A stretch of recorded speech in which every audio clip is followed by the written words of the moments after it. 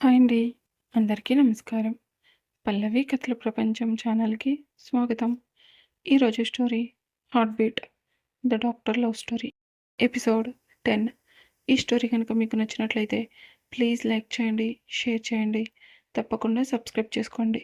మీ విలువైన అభిప్రాయాలను కామెంట్ రూపంలో తెలియచేయండి. ఇక ఆలస్యం చేయకుండా స్టోరీలోనికి వెళ్ళిపోదాం.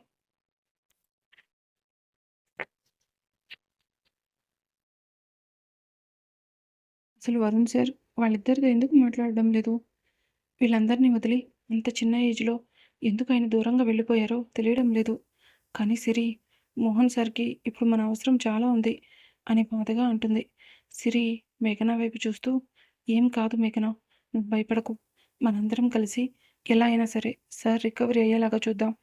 అయినా మేఘ, అక్కడ వరుణ్ సార్ ఉన్నారు కదా! నువ్వింకేం భయపడకు. వరుణ్ సార్ మోహన్ సార్‌తో మాట్లాడడం లేదు అంతే. అయినా మోహన్ సార్‌కి ఏ అవసరం వచ్చినా దగ్గరుండి చూసుకుంటున్నారు కదా! నిన్ను తీసుకువెళ్ళడానికి డ్రైవర్‌ని పంపిస్తే సరిపోతుంది. కానీ స్వయంగా సారే వచ్చి తీసుకువెళ్లారు. అలాంటప్పుడు నీకక్కడ ఎలాంటి ప్రాబ్లమ్ లేకుండా ఆయన చూసుకుంటారు. నువ్వు ప్రతి చిన్న విషయానికి భయపడడం మాని, అక్కడ వాళ్ళు ఏమైనా అంటే నువ్వసలు ఊరుకోకు. ధైర్యంగా వాళ్ళకి సమాధానం చెప్పు. నీకేదైనా ఇబ్బందిగా అనిపిస్తే మనిద్దరం కలిసి వెళ్దాం. అంతేకాని మోహన్ సార్‌ని మాత్రం ఈ పరిస్థితుల్లో అలా ఒంటరిగా వదిలేయొద్దు" అని అంటుంది. మేఘన కొంచెం కుదుటపడి, "లేదు సిరి, ఏది జరిగినా సరే మోహన్ సార్‌ని మామూలు మనిషిని చేసి చూపిస్తాను. ఎవరు ఎంత బెదిరించినా నా ప్రయత్నాన్ని మాత్రం వదిలిపెట్టను. సిరి, నాకేం టెన్షన్ లేదు. వరుణ్ సార్ నన్ను గైడ్ చేస్తానన్నారు. సార్ వచ్చిన రోజే ఆయన బయోడేటా కోసం సెర్చ్ చేశాను. అప్పుడు అర్థమైంది సార్ ఫారిన్‌లో ఎంత పెద్ద డాక్టరో. ఆయన డీల్ చేసిన ఏ ఒక్క కేస్ కూడా ఫెయిల్ అవ్వలేదు. ఆయన చేసిన సర్జరీస్ అన్నీ 100% సక్సెస్ అయ్యాయి. అలాంటి సార్ నా పక్కనుండి నన్ను గైడ్ చేస్తాను అంటే ఇంక నాకెందుకు భయం? మోహన్ సార్ అతి త్వరలో కోలుకుంటారు. ఆ నమ్మకం నాకుంది" అని అంటుంది. మేఘన ఫోన్ రింగ్ అవ్వడంతో ఫోన్ చేతిలో తీసుకొని చూసేసరికి డిస్‌ప్లే మీద వరుణ్ నంబర్ కనిపిస్తుంది. మేఘన ఫోన్ లిఫ్ట్ చేసి మెల్లగా మాట్లాడుతూ "హలో సార్" అని అంటుంది. వరుణ్ కొంచెం గంభీరంగా, "అసలు నువ్వేం ఫ్రెండ్‌వి? మన ఫ్రెండ్‌షిప్ స్టార్ట్ అయ్యి 1 అవర్ కూడా కావడం లేదు. అప్పుడే నువ్వు నన్ను అవాయిడ్ చేస్తున్నావా?" అని చిరుకోపంగా అడుగుతాడు. మేఘన అయోమయంగా, "ఏం మాట్లాడుతున్నారు సార్? నేను మిమ్మల్ని అవాయిడ్ చేయడం ఏంటి?" అని అనుమానంగా అడుగుతుంది. వరుణ్, "మరి నేను నిన్ను డ్రాప్ చేసి స్టార్ట్ అయ్యి 1 అవర్ అవుతుంది. కనీసం ఇంటికి సేఫ్‌గా వెళ్లారా లేదా అని కాల్ కూడా చేయలేదు. అదే సిరి ఎక్కడికైనా వెళ్తే జాగ్రత్తగా రీచ్ అయిందో లేదో నువ్వు కాల్ చేసి కనుక్కోవా?" అని అడుగుతాడు. మేఘన ఏడుపు గొంతుతో, "సారీ సార్, ఏదో ఆలోచిస్తూ మర్చిపోయాను. అయినా అయినా సార్ మన ఫ్రెండ్‌షిప్‌ని హాస్పిటల్ వరకు ఉంచుకుంటే సరిపోతుంది కదా! హాస్టల్‌లోకి వచ్చి కూడా కంటిన్యూ చేయాలంటే కొంచెం కష్టం. ప్లీజ్ అర్థం చేసుకోండి" అని అంటుంది. వరుణ్ చాలా యాటిట్యూడ్‌గా, "ఏంటి? మీ సార్‌కి ట్రీట్మెంట్ చేయాల్సిన అవసరం లేదా? పైగా ఆయన ఇంట్లో ఒంటరిగా ఉంటారు. ఎప్పుడు ఎవరేం చేస్తారో తెలీదు. ఏదో నువ్వు నా ఫ్రెండ్‌వి కాబట్టి నీకిచ్చిన మాట కోసం ఆయన్ని జాగ్రత్తగా చూసుకుంటున్నాను. వద్దంటే చెప్పు. ఎవరేం చేసినా నాకు సంబంధం లేదని కామ్‌గా ఊరుకుంటాను" అని అంటాడు.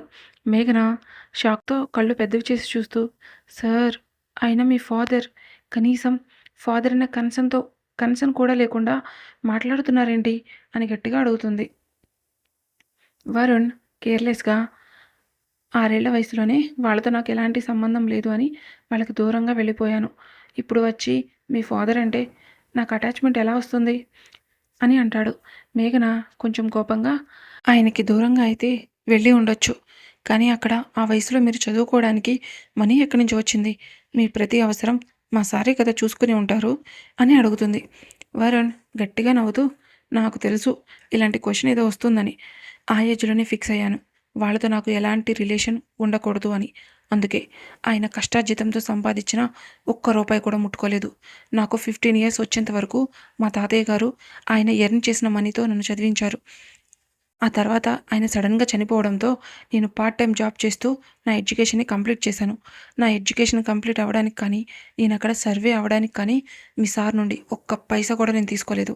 ఇప్పుడు కూడా నా అవసరం ఉంది అని బ్రతిమిలాడితే ఒక సాటి మనిషిలాగా ఆలోచించి కాదనలేక ఇక్కడ ఉండడానికి ఒప్పుకున్నాను. అంతకు మించి వాళ్ళతో నాకు ఎలాంటి రిలేషన్ లేదు" అని గంభీరంగా అంటాడు. మేఘన కొంచెం మెల్లగా మాట్లాడుతూ, సారీ సార్, ఏదో తెలియక మాట్లాడాను. మీ ఫాదర్‌గా కాకపోయినా, మా సార్‌గా అయినా సరే, మోహన్ సార్‌ని కొంచెం జాగ్రత్తగా చూసుకోండి అని రిక్వెస్టింగ్‌గా అడుగుతుంది. వరుణ్ చాలా కూల్‌గా మాట్లాడుతూ, నా గురించి తప్ప నువ్వందరి గురించి బాగానే పట్టించుకుంటున్నావు అని అంటాడు. మేఘన, మీ గురించి ఏం పట్టించుకోవాలి సార్ అని అమాయకంగా అడుగుతుంది. వరుణ్ తన తల బాదుకుంటూ, నీకు థియరీ చెప్తే అర్థమయ్యేటట్లేదు. ప్రతిదీ ప్రాక్టికల్ చేసి చూపించాలి అనుకుంటా. ఇలా అయితే నీతో చాలా కష్టం అని అంటాడు. మేఘన ఆవలిస్తూ, సార్ నాకు నిద్రొస్తుంది. వెళ్ళి పడుకోనా అని అడుగుతుంది. వరుణ్, డిన్నర్ కంప్లీట్ చేసావా అని అడుగుతాడు. హా సార్, ఇందాకే తినేశాను. మీరు పర్మిషన్ ఇస్తే వెళ్ళి హాయిగా పడుకుంటాను. మళ్ళీ ఎర్లీ మార్నింగ్ లేచి మోహన్ సార్ కోసం రావాలి కదా అంటుంది.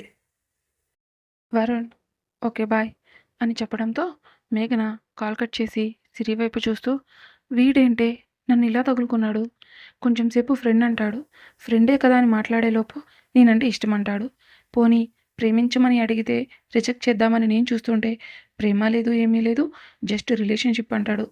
నాకొచ్చే కోపానికి ఈ రౌడీ గడిని ఏం చేయాలో కూడా అర్థం కావడం లేదు అని కోపంగా అంటుంది. సిరి గట్టిగా నవ్వుతూ, అయ్యో మేఘ, నీ పరిస్థితి చూస్తుంటే జాలిస్తుంది.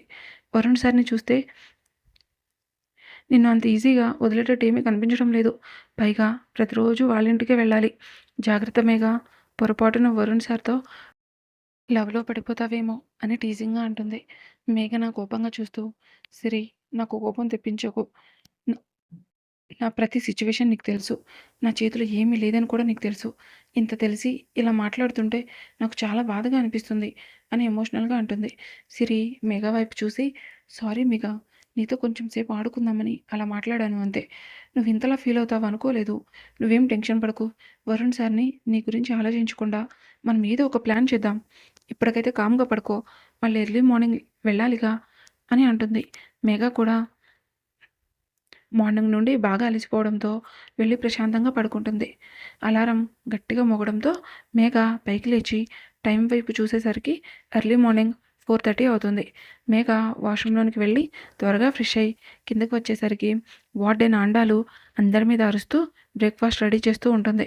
మేఘన మెల్లగా నడుచుకుంటూ ఆవిడ ముందుకు వెళ్ళి నుంచొని, మేడం, మిమ్మల్ని ఒకటి అడగాలి అని మెల్లగా అంటుంది. ఆండాలు గంభీరంగా, ఏంటి అని గట్టిగా అరుస్తుంది. మేఘ తన చెవులు మూసుకొని మెల్లగా కళ్ళు తెరిచి వార్డెన్ వైపు చూస్తూ, కొంచెం చిన్నగా మాట్లాడండి మేడం, చెవిలో ఉన్న కర్ణ పేలిపోయేలాగా ఉంది అని అంటుంది. ఆ మాట విన్న ఆండాలు పక్కనే ఉన్న ములక్కాడ పట్టుకొని, ఏదో అంటున్నావు, మళ్ళీ అను అని గట్టిగా అంటుంది. మేఘన వెకిలి నవ్వు నవ్వుతూ ములక్కాడని ఆవిడ చేతిలో నుండి తీసుకొని, మిమ్మల్ని నేనేమంటాను మేడం, మీరు చాలా మంచివారు. మమ్మల్ని సొంత పిల్లలాగా చూసుకుంటారు.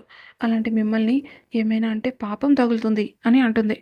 ఆండాలు మేఘన వైపు చూస్తూ, ఏంటి పొద్దు పొద్దున్నే పని కట్టుకొని వచ్చి మరీ పొగుడుతున్నావు, నాతో ఏమైనా అవసరం ఉందా అని అడుగుతుంది. మేఘన చిన్నగా నవ్వుతూ, మీరు చాలా తెలివైన వాళ్ళు మేడం, నేను చెప్పకుండానే మా మనసులో ఉన్న మాటని ఇట్టే కనిపెట్టేస్తారు అని అంటుంది. ఆండాళ్ళు అలానే చూస్తూ, పాసిమొఖంతో పొగిడింది చాలులే కానీ ముందు విషయం ఏంటో చెప్పు అని అడుగుతుంది. మేఘన ఆవిడ చీర కొంగు చేతితో పట్టుకొని వేలికి చుట్టుకుంటూ, అంటే మేడం, ఈరోజు మా హాస్పిటల్లో ఫుడ్ కాంపిటీషన్ ఉంది. డాక్టర్స్ అందరూ వాళ్ళకి నచ్చిన ఫుడ్ని కుక్ చేసుకొని తీసుకువెళ్ళాలి. ఎవరైతే బాగా కుక్ చేస్తారో వాళ్ళకి ప్రైజ్ కూడా ఇస్తారు అని అంటుంది. ఆండాలు తన చీరను గట్టిగా లాగి, నా చీర చింపకు, మళ్ళీ కొత్తది కొనుక్కోవాలంటే చాలా కష్టం. మీ హాస్పిటల్లో ఫుడ్ కాంపిటీషన్ ఉంటే నన్నేం చేయమంటావు? నీ బదులు నన్ను వండి ఇవ్వమంటావా? అయినా డాక్టర్లు వెళ్ళి పేషెంట్ని చూసుకోకుండా ఈ వంటల గురించి మీకెందుకు అని కోపంగా అడుగుతుంది. మేఘన అమాయకంగా చూస్తూ, అదేంటి మేడం, మేం మాత్రం మనుషులు కదా, మాకంటూ సరదాలుండవా? ఏదో ఖాళీ టైంలో అలా ఎంజాయ్ చేద్దాం అనుకుంటున్నాం. అయినా మీరేం నా కోసం కుక్ చేయాల్సిన అవసరం ఏమీ లేదు. మీరు పర్మిషన్ ఇస్తే ఒక్క హాఫ్ అన్ అవర్లో నేను నాకు వచ్చిన డిష్‌ని కుక్ చేసుకొని వెళ్ళిపోతాను. ప్లీజ్ మేడం అని దీనంగా అడుగుతుంది. ఆ మాట విన్న ఆండాలు భద్రకాళిలాగా మారి కోపంగా చూస్తూ, కుదరదు. ఈ కిచెన్‌లోనికి ఎవ్వరికీ ఎంట్రీ ఉండదు. నువ్వు నాతో ఎక్కువ ఆర్గ్యూ చేయకుండా మర్యాదగా ఇక్కడి నుండి వెళ్ళిపో అని అంటుంది. మేఘన ఏడుపు మొఖంతో, మేడం ప్లీజ్, మీరే అలా అంటే నేను ఇంకెవరిని అడగాలి? మా పేరెంట్స్‌కి ఇంత దూరంగా ఉంటున్నా, ఏ రోజు వాళ్ళు గుర్తుకు రాకుండా కన్న తల్లిలాగా చూసుకుంటున్నారు. అదే మా అమ్మని అడిగితే ఇలాగే అనేదా అని ఎమోషనల్‌గా అడుగుతుంది. ఆ మాటకి ఆండాళ్ళు ఐస్ క్యూబ్‌లాగా కరిగిపోయి, సరే ఏడవకు. నువ్వు కుక్ చేయడానికి పర్మిషన్ ఇస్తాను. కానీ ఈ ఒక్కసారికి మాత్రమే. మళ్ళీ ఇంకొకసారి కిచెన్‌లోనికి వస్తే అస్సలు ఊరుకోను. అలాగే నువ్వు కిచెన్‌లోనికి వచ్చినట్టు హాస్టల్‌లో ఎవరికీ తెలియకూడదు. సీక్రెట్‌గా ఉంచుతాను అంటే చెప్పు. లేదు అంటే ఇప్పుడే వెళ్ళిపో అని అంటుంది. మేఘన చక్కగా నవ్వుతూ నేనెవరికీ చెప్పను మేడం. అలాగే ఇంకొకసారి కిచెన్‌లోకి కూడా రాను. ఈ ఒక్కసారికి పర్మిషన్ ఇవ్వండి చాలు అని నవ్వుతూ అంటుంది. ఆవిడ మేఘన బుగ్గలు లాగుతూ సరే వెళ్ళు. ఏం కుక్ చేస్తావో నేను చూస్తాను అంటారు. మేఘన కిచెన్‌లోనికి వెళ్ళి తనకు కావాల్సిన ఐటెమ్స్ అన్నీ తీసుకొని కరెక్ట్‌గా హాఫ్ అన్ అవర్‌లో రాగి సంగటి, చికెన్ కర్రీ ప్రిపేర్ చేసి అక్కడ ఉన్న బాక్స్‌లో ప్యాక్ చేసుకొని అండాల వైపు తిరిగి thank you so much madam అని ఆవిడ బుగ్గ మీద చిన్న ముద్దు ఇచ్చి అక్కడి నుండి వెళ్ళిపోతుంది. ఆండాళ్ళు మేఘన వెళ్ళిన వైపే నవ్వుతూ చూస్తూ ఉంటుంది. మేఘన తన బ్యాగ్, స్టెతస్కోప్ తీసుకొని తన స్కూటీ తీసుకొని వరుణ్ వాళ్ళ ఇంటికి స్టార్ట్ అవుతుంది. ఆ బాక్స్‌ని తన హ్యాండ్ బ్యాగ్‌లో పెట్టుకొని ఎవరికీ కనిపించకుండా మెల్లగా నడుచుకుంటూ లోపలికి వెళ్ళేసరికి హాల్‌లో శారదా గారు కూర్చొని మేఘన వైపు చూస్తూ కోపంగా మాట్లాడుతూ వచ్చావా? నిన్న నైట్ మా అల్లుడు గారు నిన్నెందుకు పిలిచారు అని అడుగుతుంది. మేఘన ఏం చెప్పాలో అర్థం కాక అలా అని చూస్తూ ఉండడంతో శారదా గారు కొంచెం గంభీరంగా నిన్నే అడిగేది. నిన్న ఆ టైంలో నిన్ను అంత అర్జెంటుగా ఎందుకు ఇంటికి పిలిపించారు అని అడుగుతుంది. మేఘన కొంచెం కంగారుగా అంటే మేడం అది సార్ హాస్పిటల్‌కి వచ్చేటప్పుడు నేను సార్ కింద జూనియర్ డాక్టర్‌గా వర్క్ చేసేదాన్ని. అందుకే హాస్పిటల్ గురించి తెలుసుకోవడానికి సార్ నన్ను పిలిపించారు అని అంటుంది. శారద గారు అనుమానంగా చూస్తూ దానికోసమైతే ఆ టైంలో నువ్వు రావాల్సిన అవసరమేముంది? ఎలాగో పొద్దు పొద్దున్నే వచ్చి తగలెడతావు కదా! అప్పుడు అడిగితే సరిపోతుందిగా అని చిరాకుగా అడుగుతారు. మేఘన తన చేతులు నలిపేసుకుంటూ అంటే మేడం ఒక పేషెంట్ సిచ్యువేషన్ కొంచెం క్రిటికల్‌గా ఉంది. అందుకే అతని గురించి ఎలాంటి డెసిషన్ మేము తీసుకోలేము. ఆ విషయం సార్‌కి తెలిసినట్టుంది. అతని గురించి మాకు గైడ్ చేయడానికి పిలిపించారు అని అంటుంది. శారద గారు ఎటకారంగా మాట్లాడుతూ ఇప్పుడు అతనే ఒక పేషెంట్. ఎవరో ఒకరు వచ్చి ట్రీట్మెంట్ చేయాలి. అలాంటి సిచ్యువేషన్‌లో ఉన్న అతను మళ్ళీ మీకు సజెషన్స్ ఇవ్వడం ఏంటో అని ఎటకారంగా అంటుంది. వరుణ్ తన జాగింగ్ కంప్లీట్ చేసుకొని లోపలికి వస్తూ నా చిన్నప్పటి నుండి చూస్తున్నాను. మీకు వేరే పని ఏమీ లేదు అన్నట్టు వచ్చి మా ఇంట్లోనే ఉంటున్నారు. ఇదెక్కడి విడ్డూరం అని వెటకారంగా అంటాడు. శారద గారు అక్కడ వరుణ్‌ని చూసి ఏం మాట్లాడుతున్నావు వరుణ్? నేను ఇంట్లో ఉండడానికి గల కారణం నిన్ను చూసుకోవడానికి. ఆ విషయం నీకు తెలీదా? అని కోపంగా అడుగుతారు. వరుణ్ గట్టిగా నవ్వుతూ ఏంటి? నన్ను చూసుకోవడానికి మీరు ఇంట్లో ఉంటున్నారా? 6 ఏళ్ల వయసులోనే నేను ఈ ఇల్లు వదిలిపెట్టి వెళ్ళిపోయాను. మరి మీరు అప్పటి నుండి ఇక్కడుండి ఇంకా ఏం చేస్తున్నారు? నా కోసం ఉన్నట్లయితే నేను వెళ్ళిపోగానే మీరు కూడా వెళ్ళిపోవాలి కదా! అని అడుగుతాడు. రేఖ కొంచెం గట్టిగా వరుణ్ తను నీకు అమ్మమ్మవుతుంది. తనతో నువ్వు అలాగేనా మాట్లాడేది? అని కోపంగా అడుగుతారు. వరుణ్ చాలా యాటిట్యూడ్‌గా ఎవరితో ఎలా మాట్లాడాలో మీ చేత చెప్పించుకునే స్థితిలో నేను లేను అని మేఘన వైపు చూస్తూ నువ్వు ఇంటికి ట్రీట్మెంట్ చేయడానికి వస్తున్నావా? లేక వీళ్ళతో ఒప్పర్ మీటింగ్ పెట్టడానికి వస్తున్నావా? అని కోపంగా అడుగుతాడు. మేఘన మెల్లగా మాట్లాడుతూ సార్ ఈ మేడమే నన్ను ఆపి మరీ క్వెషన్స్ అడుగుతున్నారు. అలాంటప్పుడు సమాధానం చెప్పకుండా ఎలా వెళ్తాను అని అంటుంది. వరుణ్ కోపంగా చూస్తూ ఇంటికి వచ్చినప్పుడు నీ పని మాత్రమే చూసుకో. అలా కాదని క్వెషన్ చేసిన ప్రతి ఒక్కరికి ఆన్సర్ చేస్తూ కూర్చున్నావనుకో ఎన్ని సంవత్సరాలైనా ఆ పైనున్న పేషెంట్ అలానే పేషెంట్ లాగానే ఉండిపోతారు అని అంటాడు. మేఘన సారీ సార్ ఇప్పుడే వెళ్తున్నా అని చెప్పి అక్కడ నుండి పైకి వెళ్తుంది. వరుణ్ కూడా తన వెనకే వెళ్ళబోతుంటే రేఖ కొంచెం గంభీరంగా మాట్లాడుతూ వరుణ్ నీతో కొంచెం మాట్లాడాలి అని అంటుంది. వెళ్తున్న వాడల్లా అక్కడే ఆగి వెనక్కి తిరిగి రేఖ వైపు చూస్తూ నాకు చాలా వర్క్ ఉంది. మీతో మాట్లాడి నా టైం వేస్ట్ చేసుకోలేను అని అంటాడు. రేఖ గారు ఒక 2 మినిట్స్ మాట్లాడితే నీ టైం ఏమీ వేస్ట్ అయిపోదు. ఒక్కసారి నేను చెప్పేది విను అని అంటారు. ఎంత చెప్పినా ఆవిడ వినదు అని అర్థమై వరుణ్ ఆవిడ వైపు చూస్తూ చెప్పండి ఏం చెప్పాలనుకుంటున్నారు అని అడుగుతాడు. రేఖ వరుణ్ వైపు సూటిగా చూస్తూ రేపు ఊరు నుండి మా అన్నయ్య కూతురు నందిని వస్తుంది. తనకి ఈ సిటీ కొత్త. చిన్నప్పటి నుండి పల్లెటూరులోనే పుట్టి పెరగడం వల్ల కొంచెం భయపడుతుంది. నువ్వు రేపు మార్నింగ్ స్టేషన్కి వెళ్ళి తనని పిక్ చేసుకుని వస్తావా అని అడుగుతారు. వరుణ్ చిరాకుగా చూస్తూ వాట్ మీ అన్నయ్య కూతురు వస్తే నేను వెళ్ళి పిక్ చేసుకోవడం ఏంటి? చూడండి, నేను మీకులాగా ఖాళీగా ఏమీ లేను. నాకు లాట్ ఆఫ్ వర్క్స్ ఉన్నాయి. అవన్నీ కంప్లీట్ చేయడానికి నాకు టైం సరిపోవడం లేదు. వస్తుంది మీ అన్నయ్య కూతురు కాబట్టి డ్రైవర్‌ని తీసుకొని హ్యాపీగా మీరే వెళ్ళండి. మిమ్మల్ని చూసి తను కూడా ఇంకా హ్యాపీ ఫీల్ అవుతుంది అని అంటాడు. ఈ రోజుకి స్టోరీ ఇంతటితో ముగిసింది. మరలా నెక్స్ట్ ఎపిసోడ్‌తో కలుసుకుందాం. మీకు గనక ఈ స్టోరీ నచ్చినట్లయితే ప్లీజ్ లైక్ చేయండి, షేర్ చేయండి. తప్పకుండా సబ్స్క్రైబ్ చేసుకోండి. మీ విలువైన అభిప్రాయాలను కామెంట్ రూపంలో తెలియజేయండి. Thank you for watching.